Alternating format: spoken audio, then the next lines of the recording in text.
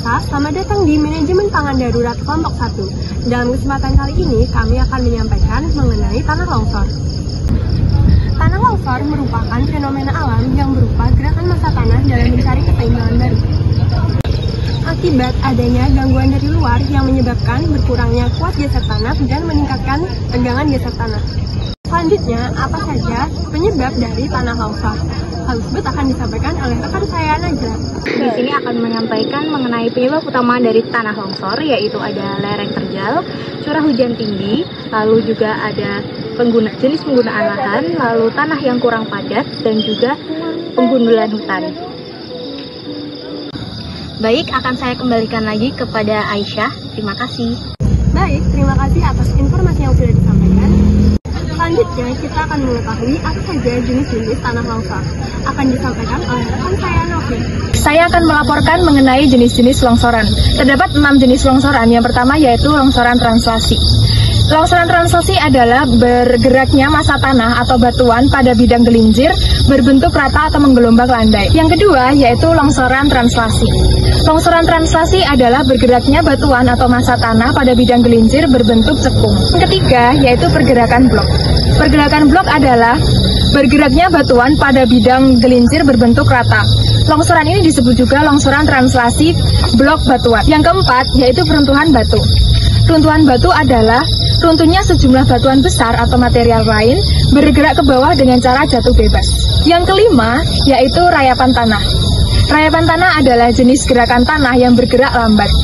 Jenis gerakan tanah ini hampir tidak dapat dideteksi. Rayapan tanah ini dapat menyebabkan pohon tumbang, tiang telepon juga bisa roboh, dan juga rumah miring. Yang terakhir yaitu aliran bahan rombakan.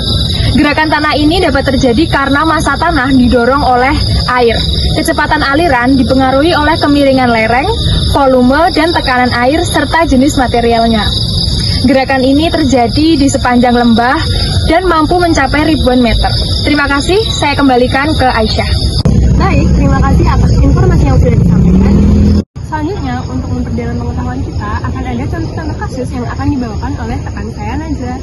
Baik, di sini saya akan melaporkan kasus tanah longsor yang pernah terjadi di Semarang. Yang pertama dilansir dari Pusat Krisis Kementerian Kesehatan RI, pada tanggal 3 Maret 2023 terjadi tanah longsor pada pukul 9.30 di Getasan, Semarang, Jawa Tengah. Pada kasus tersebut dilaporkan 2 orang mengalami luka berat dan 5 orang mengalami luka ringan. Untuk mengatasi hal ini, Dinas Kesehatan Kabupaten atau Kota menyiagakan fasilitas kesehatan dan juga melakukan pemantauan lebih lanjut. Lalu kasus yang kedua dilansir dari CNN Indonesia pada tanggal 14 Maret 2024 terjadi tanah longsor di 10 titik pada kota Semarang. Tanah longsor tersebut terjadi karena intensitas hujan yang sedang hingga deras yang mengguyur kawasan tersebut dari siang hingga malam. Baik, akan saya kembalikan lagi kepada Aisyah. Terima kasih. Baik, terima kasih atas informasi yang sudah disampaikan. Selanjutnya, kita akan mengetahui apa saja dampak dari tanah longsor yang akan dibawakan oleh rekan saya, Sabrina. Baik, saya akan menyampaikan dampak dari tanah longsor. Berdasarkan penelitian terkini, dampak dari tanah longsor dapat dikategorikan dalam beberapa aspek. Yang pertama yaitu dampak sosial, di mana masyarakat akan kehilangan nyawa dan cedera, kemudian akan ada pengungsian massal dan kehilangan tempat tinggal. Yang kedua yaitu dampak ekonomi, di mana masyarakat akan kehilangan mata pencarian dan kerusakan infrastruktur. Yang ketiga yaitu dampak lingkungan, di mana akan ada perubahan lahan dan kerusakan ekosistem. Baik, akan saya kembalikan ke Aisyah. Baik, terima kasih atas informasi yang sudah disampaikan. Yang terakhir, kita akan mengetahui mitigasi dari bencana tanah longsor yang akan disampaikan oleh rekan saya, Trias. Baik, di sini saya akan melaporkan terkait mitigasi bencana dari bencana tanah longsor. Jadi, mitigasi bencana dari bencana tanah longsor dapat dilakukan melalui 2 upaya, yaitu yang pertama ada upaya struktural dan yang kedua ada upaya non-struktural. Upaya struktural merupakan upaya untuk meminimalkan dampak dari bencana melalui pembangunan infrastruktur secara fisik. Sedangkan upaya non-struktural merupakan upaya untuk meminimalkan dampak bencana dengan membuat peraturan maupun kebijakan. Nah, upaya struktural sendiri itu contohnya ada pengendalian lahan, melalui tidak membangun bangunan di wilayah yang rawan longsor, kemudian tidak membangun bangunan di lahan yang mereng seperti di lereng ataupun di daerah-daerah yang memang rawan longsor. Nah, selanjutnya untuk upaya dari mitigasi bencana tanah longsor secara struktural dapat dilakukan melalui rekayasa lahan, misalnya dengan membangun terasering dan pengendalian dari irigasi perairan. Selanjutnya ada pengendalian lahan dengan cara tidak membangun bangunan di daerah yang rawan longsor, seperti di tanah yang miring, di daerah lereng pegunungan, maupun wilayah-wilayah yang rawan sekali bergerak.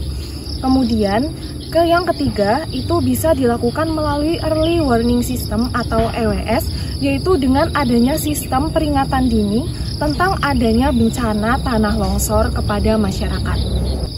Selanjutnya, ada contoh dari mitigasi bencana non-struktural, antara lain yang pertama, melalui penyuluhan dan edukasi kepada masyarakat tentang mitigasi dari bencana tanah longsor itu sendiri.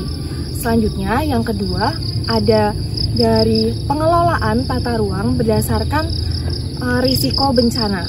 Nah, pengelolaan ini itu dapat dilakukan dengan melakukan pemetaan wilayah mana saja yang rawan longsor. Kemudian, yang ketiga adalah melakukan penanaman pohon yang memiliki akar kuat di daerah yang rawan longsor, contohnya di lereng-lereng yang miring, sehingga itu dapat memperkuat lereng agar tidak cepat bergerak. Dan yang terakhir itu diperlukan adanya kerjasama lintas instansi, misalnya antara BPBD atau Badan Penanggulangan Bencana Daerah dengan instansi terkait untuk mematangkan adanya mitigasi bencana tanah longsor tersebut dan juga dari adanya penyediaan sarana dan prasarana ketika terjadi bencana tanah longsor. Sekian dari saya, terima kasih. Saya kembalikan kepada Aisyah. Baik, terima kasih atas informasi yang sudah disampaikan.